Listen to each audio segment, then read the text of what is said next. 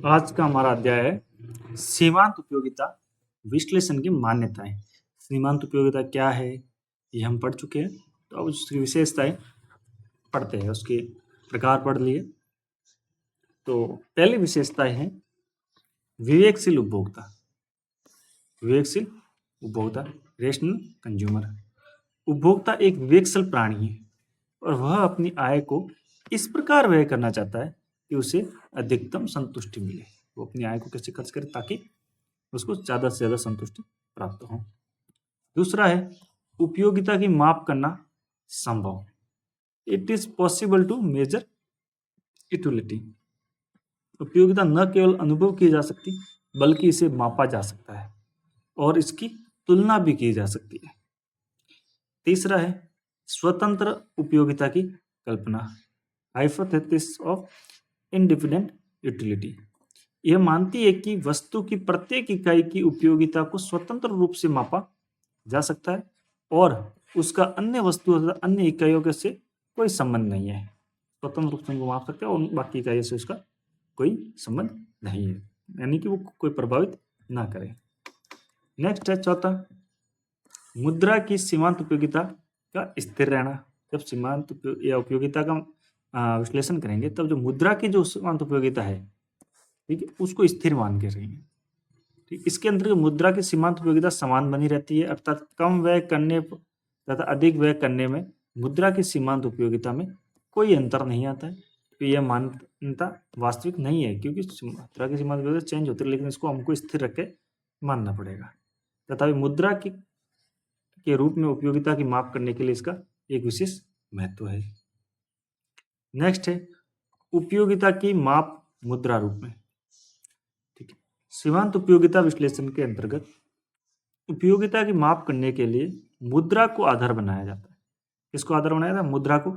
इसलिए किसी वस्तु को प्राप्त करने के लिए एक उपभोक्ता जो राशि व्यय करने को तैयार है उसी को उस वस्तु की उपयोगिता माना जाता है। इसलिए किसी वस्तु को प्राप्त करने के लिए एक उपभोक्ता जो राशि व्यय करता है उस राशि का क्या वही उपयोगिता का एक मान हो गया। इसके अलावा कुछ और मान्यता है, जैसे वस्तुएं एक रूप होनी चाहिए, उनकी मात्रा और गुण में भी समान रहना चाहिए। उपभोग के मध्य आवश्यकताओं में कोई, जब उपभोग का अध्ययन करे उसके मध्य में आवश्यकताओं में कोई परिवर्तन नहीं हो। उपभोक्ता की आय सीमित माना गया है, एक सीमित मात्रा में आय होनी चाहिए और स्थिर होनी चाहिए। बाजार में बहुत अधिक क्रेता विक्रेता होते हैं और उपभोक्ता उस बाजार का एक अंश मात्र होता है। ये कुछ मान्यता है लेकर हम अध्ययन करते हैं।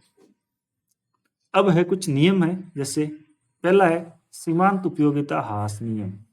सीमांत उपयोगिता ह्रास नियम, ठीक है, law of diminishing marginal utility. ठीक, इस नियम का प्रतिपादन सर्वप्रथम सन 1854 में जर्मन अर्थशास्त्री H.H. गोसेन ने किया था। किसने किया था? गोसेन ने। ठीक है, गोसेन ने 3 नियम दिए थे। ठीक है, तो ये नियम किसने दिया था? सीमांत उपयोगिता ह्रास नियम गोसेन ने। इसलिए इसे गोसेन का प्रथम नियम भी कहा जाता है। लेकिन इस नियम को क्रमागत सीमांत उपयोगिता ह्रास नियम का नाम देने का श्रेय प्रोफेसर मार्शल को जाता है। ठीक है, जो क्रमागत सीमांत उपयोगिता ह्रास नियम है ये किसने दिया था? प्रोफेसर मार्शल ने नाम दिया था, लेकिन जिसका प्रतिपादन किसने किया था? गोसेन ने किया था। H.S. गोसेन 1854 में, जो कहाँ के? जर्मन के अर्थशास्त्री है, और ये गोसेन का प्रथम नियम भी है।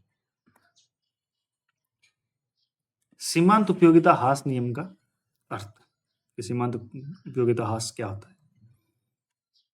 वस्तु की उपयोगिता आवश्यकता की तीव्रता पर निर्भर करती है। किसी भी वस्तु की उपयोगिता आवश्यकता पर की तीव्रता पर निर्भर करता है। अतः जैसे जैसे हम किसी वस्तु का उपभोग करते हैं त्यों त्यों आवश्यकता की संतुष्टि हो जाने से आवश्यकता की तीव्रता घटती जाती है और एक समय ऐसा आ जाता है कि आवश्यकता की पूर्ण संतुष्टि बिंदु पर वस्तु से प्राप्त उपयोगिता शून्य हो जाती है। इसी को सीमांत उपयोगिता ह्रास नियम के नाम से जानते हैं। या दूसरे शब्दों में, सीमांत उपयोगिता ह्रास नियम के अनुसार किसी निश्चित समय में जब किसी वस्तु की अतिरिक्त इकाइयों का प्रयोग किया जाता है तो वस्तु की प्रत्येक अगली इकाई प्रत्येक अगली इकाई से मिलने वाली सीमांत उपयोगिता है, ठीक है। अन्य बातें समान रहने पर पिछली इकाई की तुलना में कम हो जाती है, ठीक है। सीमांत उपयोगिता पिछली वाली इकाई है वो अगली वाली इकाई से कम होती जाती है। इस घटती सीमांत उपयोगिता की प्रवृत्ति को सीमांत उपयोगिता ह्रास नियम कहते हैं।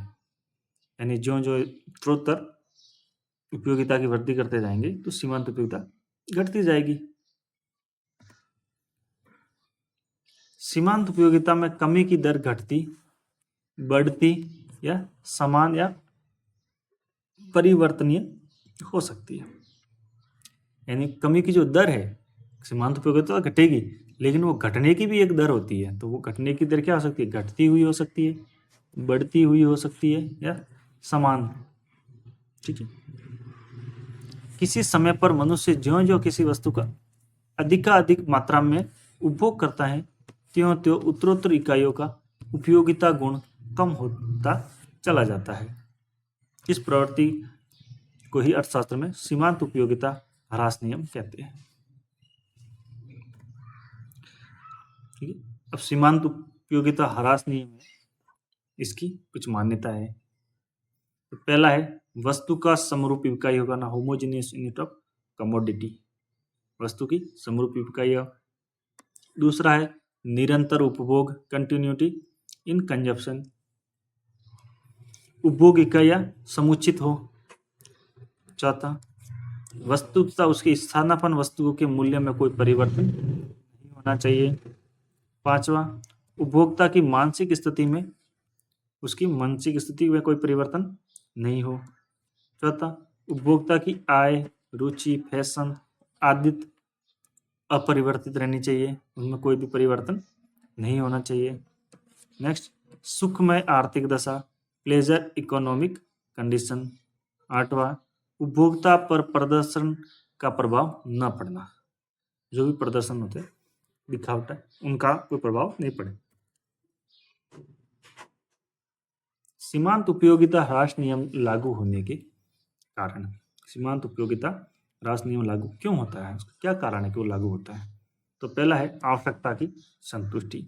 गॉसेन ने एक विशेषता का उल्लेख किया था कि प्रत्येक आवश्यकता विशेष की पूर्ण रूप से संतुष्टि की जा सकती है। पूर्ण संतुष्टि के पश्चात उस वस्तु विशेष की इकाइयों के उपभोग से उपभोक्ताओं को ऋणात्मक उपयोगिता प्राप्त होती है, इसलिए यह नियम लागू होता है। क्या मतलब क्या होता है कि जैसे जैसे वस्तु का उपयोग करते जाएंगे तो अपनी आवश्यकता संतुष्ट होती जाएगी, ठीक है, तो उसको और कम हम उसका उपयोग करेंगे, उसकी उपयोगिता घटती जाएगी। दूसरा है आवश्यकता की तीव्रता में कमी, कि एक व्यक्ति जब किसी आवश्यकता की पूर्ति के लिए किसी वस्तु का उपभोग करता है तो उस व्यक्ति की आवश्यकता की तीव्रता घटती जाती है, जिसके परिणाम स्वरूप वस्तु की अगली इकाइयां से घटती दर से सीमांत उपयोगिता प्राप्त होती है। नेक्स्ट वस्तुएं एक दूसरे की पूर्ण स्थानापन्न नहीं होती है। व्यवहार में वस्तुएं एक दूसरे की पूर्ण स्थानापन्न नहीं होती है। इसी कारण जब एक उपभोक्ता किसी एक वस्तु की अतिरिक्त इकाइयों का उपभोग करता है तो उसकी सीमांत उपयोगिता घटती जाती है, इसलिए यह नियम लागू होता है। इस जितनी वस्तु पूर्ण स्थान, जैसे चाय और कॉफी का स्थानापन्न मानते हैं कि चाय की जगह कॉफी ले लो कॉफी, लेकिन किसी को चाय पीने की आदत है वो कॉफी नहीं पिएगा, उसको कॉफी अच्छी नहीं लगती है, तो उसके लिए उसकी उपयोगिता कोई नहीं होगी, भले उसका वो स्थानापन्न है, इसलिए वो क्या पूर्ण स्थानापन्न नहीं होती है। नेक्स्ट है वस्तु के अनेक प्रयोग हैं। वस्तु के अनेक प्रयोग होते हैं एवं हम अधिकतम महत्व वाले प्रयोग को प्रथम स्थान देते हैं, जो ज़्यादा महत्वपूर्ण है उसको पहले स्थान पर लगते हैं, और उस प्रयोग का पूरा होने पर यदि वस्तु को और उपभोग करते हैं तो उपयोगिता घटती हुई होगी। अब देखो सीमांत उपयोगिता कहाँ लागू नहीं होता, उसके अपवाद क्या है। एक तो कौन सी जगह, जो दुर्लभ वस्तु है, जो रेयर कमोडिटी, वहां पे सीमांत उपयोगिता ह्रास नियम लागू नहीं होता है। क्यों? क्योंकि यह नियम दुर्लभ वस्तुओं जैसे डाक टिकट, दुर्लभ चित्र, पुराने सिक्के आदि पर लागू नहीं होता है। इसका कारण यह है कि इनकी प्रत्येक वृद्धि के साथ सीमांत उपयोगिता में वृद्धि होती है। इनका जितना ज़्यादा उपयोग करते जाएंगे और उसको लेने की इच्छा होगी, क्योंकि पुराने है, रेयर है, ठीक है, तो वहाँ पे सीमांत उपयोगिता ह्रास नियम नहीं लागू होता है। दूसरा है अच्छी कविता अथवा मधुर संगीत, गुड पोएम और स्वीट म्यूजिक। रसीले एवं मधुर संगीत को बार बार सुनने में उसकी उपयोगिता घटने की बजाय बढ़ती है, इसलिए यह नियम लागू नहीं होता है। तीसरा, उपभोक्ता की इकाई सूक्ष्म हो। यदि वस्तु की इकाई बहुत छोटी हो, निसंदेह अतिरिक्त इकाइयों के उपभोग से प्राप्त सीमांत उपयोगिता बढ़ेगी। जैसे उदाहरण के चाय बनाने के लिए पहले 1 औंस कोयला लिया जाता है। ठीक है, 1 औंस मतलब एक छोटा सा हिस्सा। तो यह पर्याप्त एवं उपयुक्त इकाई न होने से अतिरिक्त कोयले की इकाइयों की सीमांत उपयोगिता घटने की बजाय बढ़ेगी। क्यों? मतलब खराब हो जाएगी चाय। अगर चाय बना रहे कोयला है, एक है, तो उससे तो क्या है और खराब हो गया, इससे बढ़िया तो बनाते ही नहीं, तो उसकी उपयोगिता और ज़्यादा बढ़ जाएगी। तो वहाँ पे सीमांत उपयोगिता ह्रास नियम लागू नहीं होता है। एक आगे है चौथा, प्रतिष्ठात्मक वस्तुएं। प्रतिष्ठाजनक जो प्रेस्टिजियस होती है, जो मान सम्मान बढ़ाती है, ऐसी वस्तुएं पर भी यह नियम लागू नहीं होता है। जैसे यदि एक व्यक्ति के पास एक कोठी है, तो दूसरी कोठी की भी सीमांत उपयोगिता उसके लिए कम नहीं होगी। या जैसे जेवर है, चांदी है, सोना है, तो या हीरे है, तो एक है तो और खरीदना चाहेगा, उसकी कम नहीं होगी। धन संचय, यह नियम धन के संग्रह पर भी लागू नहीं होता है, क्योंकि मनुष्य अधिक से अधिक धन संग्रह करने की इच्छा रखता है। किसी को भी कितने पैसे दो मना नहीं करेगा, जितने दोगे उतने उसके लिए कम है। ठीक है। और एक शराबी पर भी लागू नहीं होता है। शराबी को शराब के प्रत्येक प्याले उसे उत्तरोत्तर अधिक उपयोगिता प्राप्त होती है। जितने प्याले मिलेंगे शराबी के लिए, तो ये नियम कुछ जगह वहां लागू नहीं होता है। वो 6 पॉइंट मैंने आपको बता दिए। और भी 2 पॉइंट है, तो एक बार ये भी देख लीजिए। ठीक है। तो वस्तु या सेवा के प्रयोग में वृद्धि।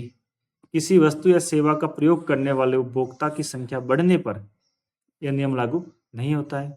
उदाहरण के लिए टेलीफोन के प्रयोग करने वालों की संख्या बढ़ने पर अधिक लोग उसका प्रयोग करते हैं और उपयोगिता घटने के स्थान पर बढ़ेगी। अगर टेलीफोन पहले कोई लोग है, अब सब यूज करते हैं, तो उसकी उपयोगिता और बढ़ने लग गई। शक्ति का संचय, एक व्यक्ति के पास जितनी अधिक शक्ति होगी, वह और शक्ति की आकांक्षा रखता है। इंसान शक्ति जितनी उसको दे दो, वो और उसका लालायित रहता है, कम नहीं चाहता। तो इसका कारण यह है कि जैसे जैसे वह शक्तिशाली होता जाता है, वैसे वैसे अधिक शक्तिशाली होने की कामना करता है। ठीक है। तो ये था उपयोगिता ह्रास नियम। तो इस टॉपिक को यहीं खत्म करते हैं, आगे का अध्ययन बाद में करते हैं। धन्यवाद।